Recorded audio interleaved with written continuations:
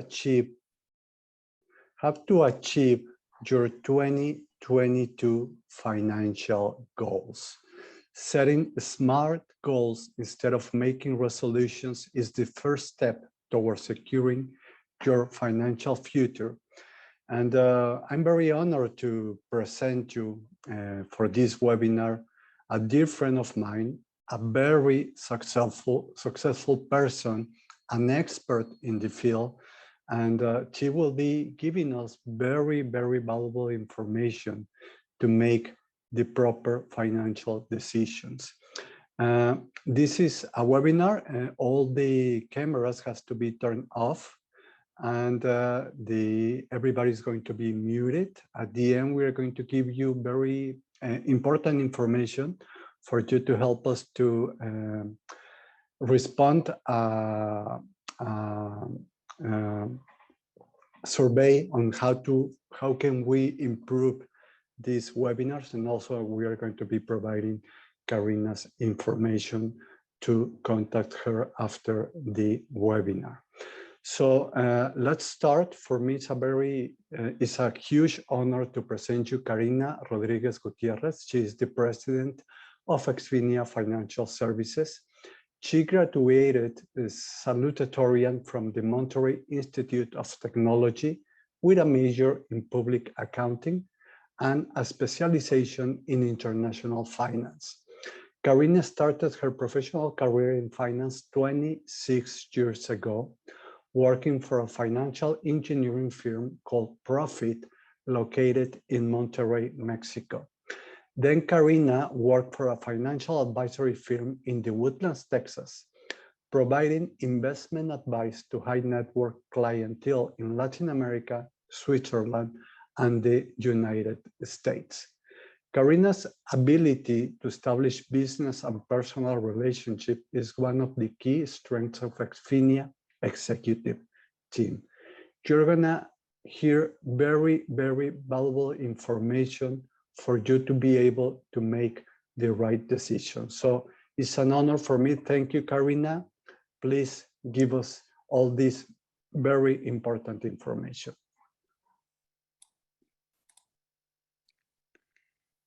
Thank you very much, Marco, for the introduction. Welcome, everyone. And let's get started with very important material. So let's begin. So the name of our company is Expenias Financial Services, and we're going to talk about a little bit about Expenias in a little bit, but let's get started with the top 3 financial resolutions among those people that are considering one. And in a survey for 2022, one of the biggest resolutions is to save more money. About 43% of the people said that they wanted to save more money. Also, 31% of them said that they want to spend less money. That's the second resolution. And 41% of people said that they want to pay down debt or lower debt. So these are the top financial resolutions for 2022. Now, what are the top concerns for 2022? Well, 43% of the people that answered this survey said that one of their main concerns is inflation, of course, the rising cost of food and other day-to-day essential goods. We already seen how prices are increasing more rapidly than any other years, or you know that the inflation rate has been higher than the ones that the level that we are used to. 43% of people also are concerned about unexpected expenses. And 36% of people are concerned about the impact of the COVID-19 in our economy. So let's talk a little bit about Expenias history. In 1997, I moved here to the US. I'm a CPA. Then I specialize in international finance, as Marco mentioned. And when I moved to the US, I started working for a brokerage firm here in the Woodlands. And we were helping high net worth clients that that were living in another country. So mainly we were helping foreign nationals. Then in 2015, we created Expenia Financial Services because we not only wanted to help foreign nationals, we also wanted to help people that were living here in the US. And that's when Expenia was born. Helping now, not only, as I said, foreign nationals, also people that live here in the US. We have grown our team that is not only here in the US, we have also representatives in Mexico, in Venezuela, in Colombia, in Chile, in Argentina, and in Spain. And we have been expanding our market through them. What are our services? We have different services. One of them is, of course, planning for retirement, planning for college education. We also help business owners with the planning that they need for their employees, for their partners, for their own personal finances, and of course, when they also want to transfer the business either to the next generation or when they want to sell their business. We help clients with life insurance. We believe it's a very important part of a solid foundation, of a solid financial plan. We help them also with disability insurance, long-term care insurance, health insurance, travel insurance, and also real estate investments. We believe that having the proper protection is what is going to give your financial plan the proper foundation that it needs. So we are going to talk about how we are different from the rest of the industry. The first thing that we do is we analyze everything, all the areas that will affect your finances. We believe, as I said, that the foundation is having the proper protection. Why? Because imagine a person comes to us, they give us their goals, we develop a plan, and they are already very organized, saving what they need to save for the future goals. But what if something happens halfway, something totally out of their control? For example, an accident, a sudden death in the family, a long-term illness. It doesn't matter how perfect or how exact the plan was, it's not going to get accomplished. Why? Because they didn't have all that time that they intended to have to save. So while we are in the accumulation phase, we must have protection. In case something happens, this protection is going to fill this gap and this financial plan is going to get accomplished. And when we are talking about proper protection, we are not talking only about a simple life insurance policy. We are talking about living benefits, a policy that will not only pay if the person passes, it will also pay in case of a long-term illness, like a chronic, critical, or terminal illness. Because if we think in pure financial terms, it's way more devastating for our finances, a long-term illness than a premature death. Because we don't only lose the income of that person, now we incur in a lot of medical expenses. So it's very important to have that protection. Now, there are several uses of life insurance. Of course, the one that is known for is for income replacement. In case of the breadwinner or at least one person that was contributing to the total income of the household is no longer here, of course, we need to provide that protection is going to replace the income for the number of years that that person was intended to still provide that income. And there's a lot of analysis that we do in order to make sure that the person is properly protected. We need to consider, of course, the level of income that needs to be replaced, for how many years needs to be replaced. At least it needs to be replaced until the youngest child in the family has graduated from college. So we need to calculate, depending on the level of protection that the family wants to have, the number of years that that income needs to be replaced. Also, we need to consider the debt of that family, and we need to consider the assets. So all of that is considered in order to calculate the proper protection. We never want a person to be overinsured, but we don't want that person to be underinsured either. We need to make sure they have the adequate protection. Another way to use life insurance is to save for retirement. The beauty of the savings inside of a life insurance policy is that all that money can be withdrawn tax-free.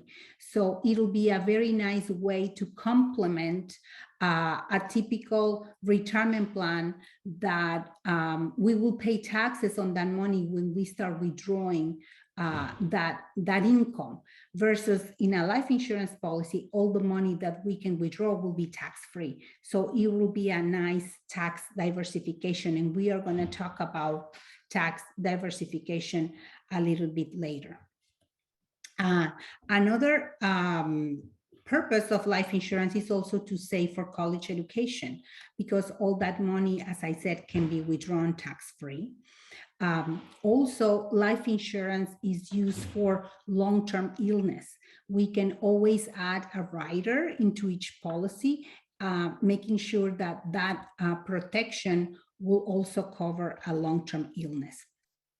A lot of clients also like to have life insurance for their kids, because it's a very good way to save for them in the future. They have accumulated quite a bit of money by the time they graduate, and then once they are producing income, they can start funding themselves that policy. And also they want to make sure that they have the best possible rate that they can get when they are young. So we have a lot of clients that use this vehicle to give their kids a solid foundation. We have kids of our clients, well, they are already young adults, but they have used that money to put the down payment of the first house they purchased, or whatever is it that they want to use that money for, that it has already been saved. They can start a business with that money. It's very flexible. Basically, we can use that money for whatever purpose that we have. As I said, we can even use it to open a new business, or to travel, for whatever purpose we want to use that money, we can use it, since it's tax-free and it's not linked to a particular event. It's not linked for retirement or for college education. We can use it for whatever. So these are a few of the uses of life insurance. So that's the foundation. We need to make sure we have the proper protection when we are developing a financial plan. Then the second pillar that we analyze is debt. Why it's so important to optimize debt, because we've seen clients that have not been managing properly the debt, and we see that it drains their saving capability.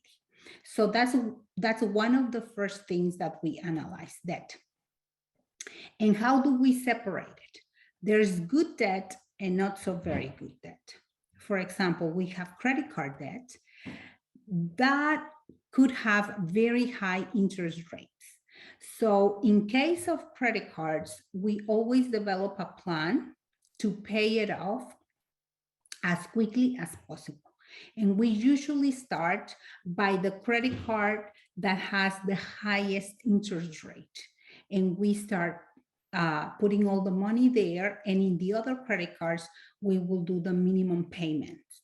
But make sure that you are paying every single credit card on time to make sure that your credit stays high. And then once that credit card with the highest interest rate is paid off, then we will continue with the second one that has the second highest interest rate, and so on and so forth. So we always recommend to pay off as quickly as possible credit cards, and we will develop a plan to do it in a more efficient way. But there's good debt. For example, the mortgage of a house, especially if it's the house that you live in, you have very good credit. Right now, we are seeing a very low interest rate environment. So we can have a 15-year mortgage in a rate between 2.5% to 3%, a 30-year mortgage around 3 to 3.5%. So that will be a very good debt to have.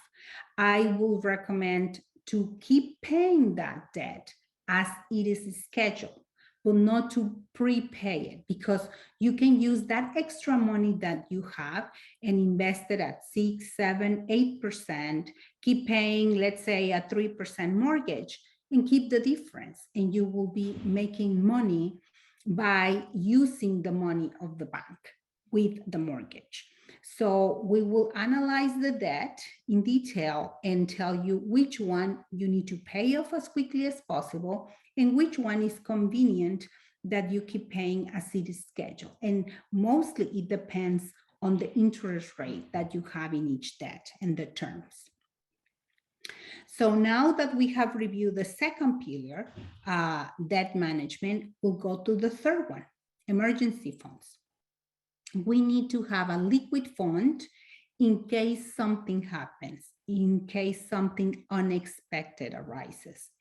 So what do we recommend to have as an emergency fund? We used to say between 3 to 6 months of monthly expenses in an emergency fund.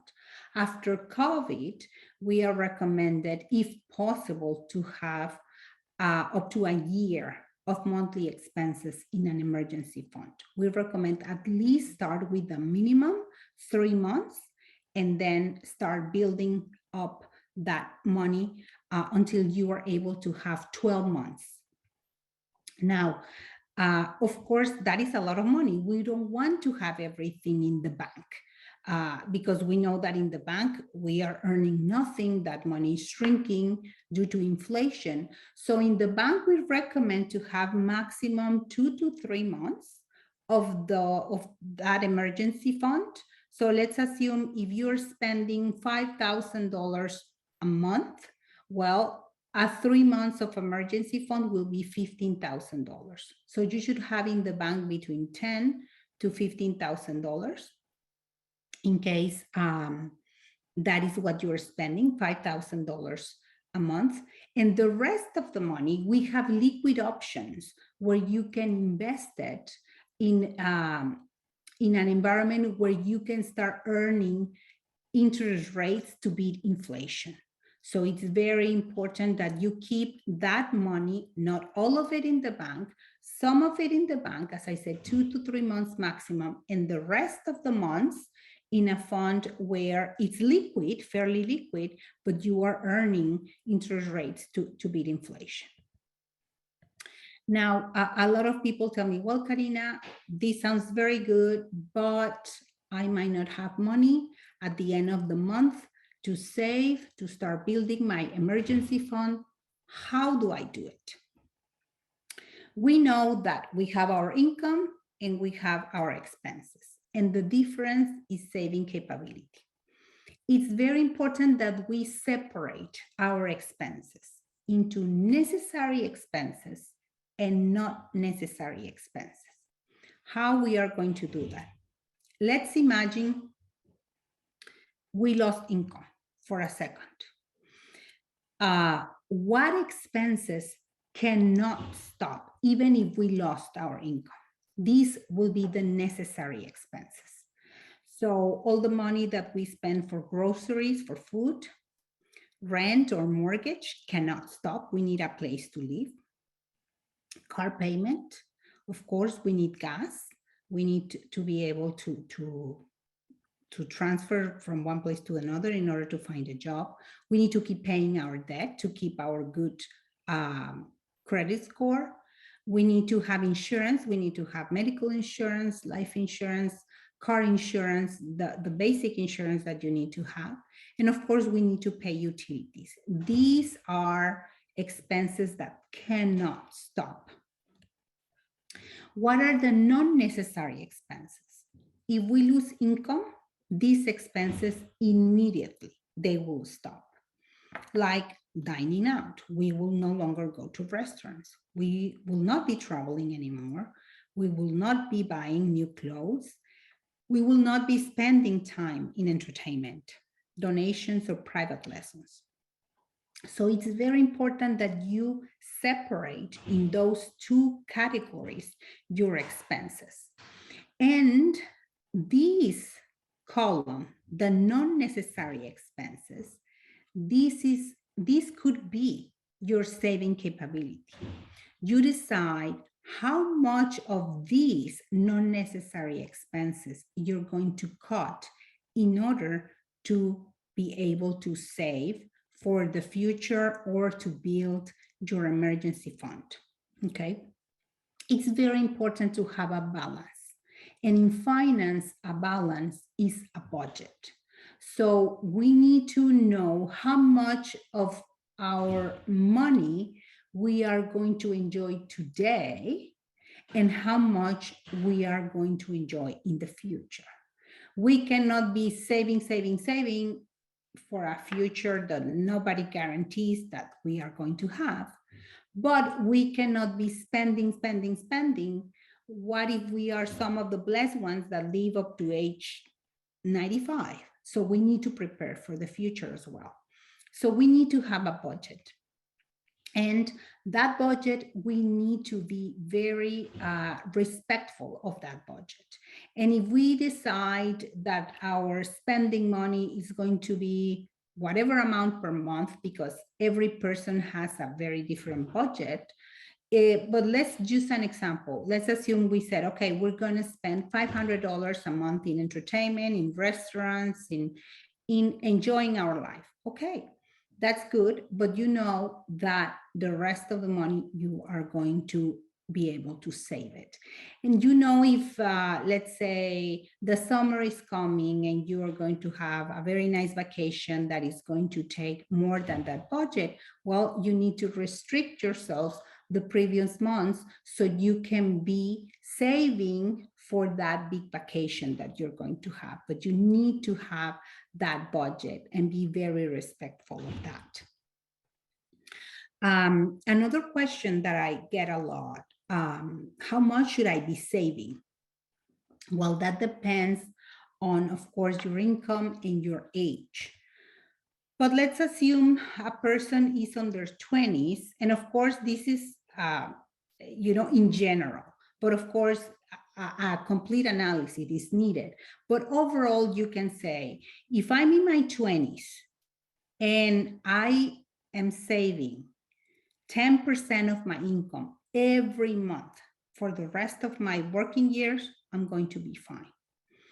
But if I'm in my 30s, I never saved during my 20s. Well, now I need to be saving 20% of my income since I waited 10 years or so. Now I need to be saving from my 30s, 20% of my income until the rest of my working years. If I started saving in my 40s, well, now I need to start saving 30% of my income until I retire.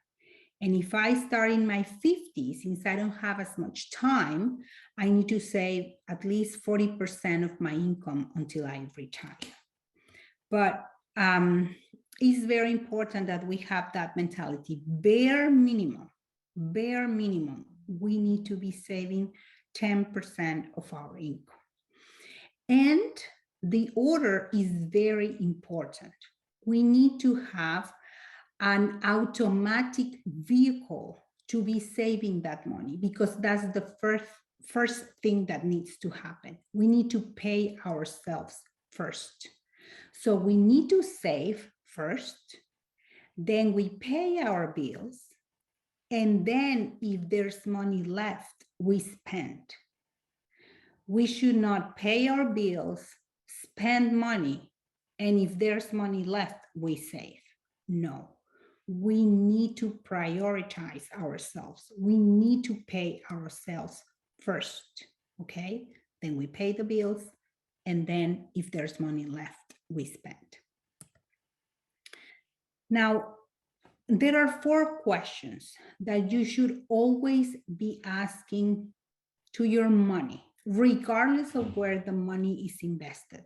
The money could be invested in real estate, in a business, in a portfolio, or a combination of the 3. But constantly ask these 4 questions to your money. First, is my money growing, or is it being shrinked by inflation? We know that if we have the money sitting in the bank, we're losing acquisition power. Second, is my money safe? Can I lose money? Do I have market risk? A lot of people know the 2 extremes. They know the bank, where it's very safe but doesn't grow, or they know the market, where we can make a lot of money, but we can lose money as well.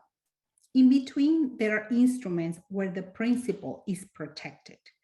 Let's assume we start here and the market goes up 1, 2, 3 years.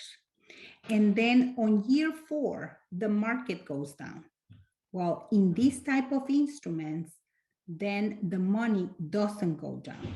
We just stay flat. We don't grow that year. But all the gains from the previous years, they are already ours to keep. This is our new floor. When the market starts performing again, from here, I'm going to go up. And if it goes down again, then that year I just stay stable, and so on and so forth. So if we can make our money to grow in this staircase shape, is way more efficient than having the yo-yo effect of the market, because recovering from a loss could take time and effort. So it's very important that we diversify. And it's also very important that we are reviewing our money at least once a year to make sure we are adjusting the risk as we are getting closer to retirement, because we cannot invest the same way in our 50s, the same way that we were investing in our 20s or 30s. Another question that you should be asking to your money is, in which tax strategy is my money invested? Taxes play a very important role in our savings, in our long-term savings. So we are going to talk a little bit more in depth in this area. There are 3 ways to invest according to taxes, okay? The first category is anything that we have liquid: checking accounts, savings accounts, CDs, mutual funds. If we have them in a brokerage account, real estate could also be in this category. Since we have access to this money at any time, we are going to be paying taxes every year on the growth of this money. This is the price that we pay for liquidity, okay? This money is not very efficient. Yes, we need to have money here, but only the absolute necessary to pay our monthly expenses and our emergency fund. The rest of the money that we want to grow for medium and long term needs to be in the second or third category. The second category are the deferred taxes. All the retirement plans are in this category. Since we don't pay taxes now, this money is going to grow without paying taxes. We are deferring the taxes, but when we are going to start withdrawing this money during our retirement, we're going to pay taxes on everything. The money we put in plus all the growth. Now, there's a lot of economists that think that in the future, taxes are going to go up because of Social Security. I mean, the government needs to raise taxes in order to maintain Social Security in the medium and long term. The same thing happens with Medicare. We are living longer and longer, so medical expenses are becoming more expensive for the government. So most likely they are going to need to raise taxes to maintain Medicare, and also national debt. I mean, it's been increasing very rapidly. So in order to maintain national debt, most likely they're going to have to increase taxes in the future. So we don't, of course, we don't have a crystal ball, but if we think that there's a strong probability that taxes might go up in the future, my question is, why will we want to defer the tax payment until then when taxes are higher? The answer is yes, we want to invest in this category only in two instances. The first one, when we have a 401k or when we have a matching contribution from our employer. If they are contributing to our retirement plan, we need to take full advantage of that. If we don't, it's like we're leaving money on the table. So we need to put the minimum on our part to get the maximum matching from the company, to take full advantage of that matching contribution. That's the first instance when we want to save in this category. The second one is when we want to guarantee a lifetime income. What do I mean by that? You know that our grandparents retire very peacefully because they had a pension. They knew that from the moment they retire, they will have that income until the day they pass. For our generation, that pension no longer exists. So now there are instruments that were born in order for us to fund our lifetime income, our pension. So there are instruments where we can save, start withdrawing the money, but once the account is gone, the income stops. In these type of instruments that are designed for lifetime income, we deposit the money, we grow it, we start withdrawing the money. And if the account is depleted by the age of 85 years old, and we live up to age 95, they will keep paying that income for the rest of our lives, even though the account is gone. And if there is a couple, we can guarantee it for the life of both of them. And if one of them passes, the other one will keep receiving 100% of that income. And if there's money left in the account, when both of them pass, that money can be transferred to their heirs or beneficiaries. So we've seen that it's a very important piece of the financial plan. And we'll speak about that in a little bit later. But these are the two instances when we want to save in this tax deferred category. The rest of the money, if possible, we should have it in the tax advantage products.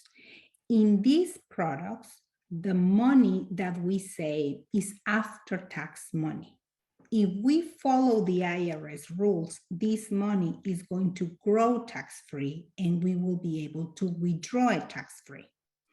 But since this category is the most beneficial for us, the taxpayer, the IRS doesn't allow us to save all our money here. They give us limitations. The instrument that is the most flexible is the 7702C, because in this one, we can save money for any reason, for whatever purpose we have, and we grow it tax-free and we can withdraw it tax-free.